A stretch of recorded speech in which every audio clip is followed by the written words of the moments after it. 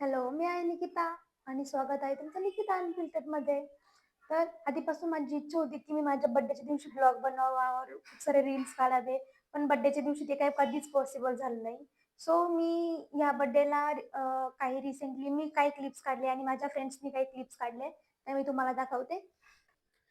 तर इथे रात्रीचे 12 वाजता मी आणि माझे फ्रेंड्स स्कूटीवर माझा ड्रीम बर्थडे सेलिब्रेट करायला गेलो आणि खूप सारे रील्स पाठवल्यानंतर फायनली त्यांनी माझा असा बर्थडे सेलिब्रेशन केलं.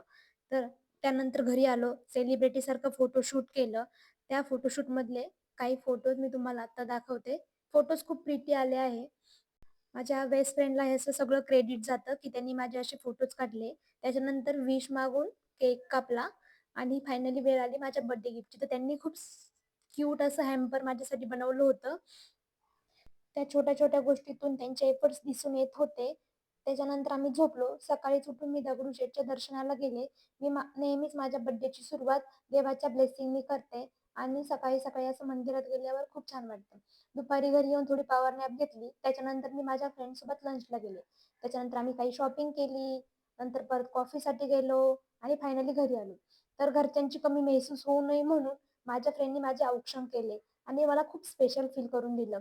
त्याच्यानंतर वेळ आली ती डिनरची. सो आम्ही सगळे एफसीला गेलो आणि तिथे एक सुंदर एस्थेटिक कॅफे होतं. तिथं आम्ही सगळ्यांनी खूप खाल्लं, बुक्स वाचले आणि आता सुंदर कॅफे आहे तर फोटोशूट तर होणारच. मग खूप सारे फोटोज काढले, ग्रुप फोटोज, सगळ्यांचे इंडिव्हिज्युअल फोटोज, मग खूप सारे गेम्स खेळलो.